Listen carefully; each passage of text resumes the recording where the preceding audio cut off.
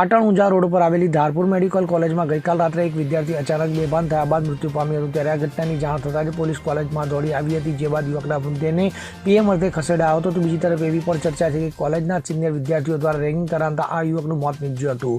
જોકે સાચું કારણ પીએમ રિપોર્ટ આવ્યા બાદ જ ખબર પડશે. ત્યારે પોલીસે હાલ અકસ્માતે ગુનો નોંધી આ મામલે તપાસ હાથ ધરી છે.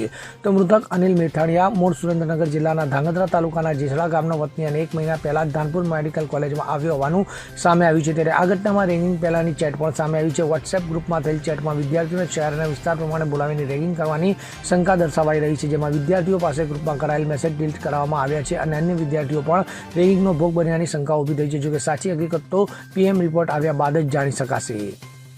Bureau report CN24 news. હવે જુઓ દેશ દુનિયાની તમામ ખબરો તમારી આંગળીના ટેરવે.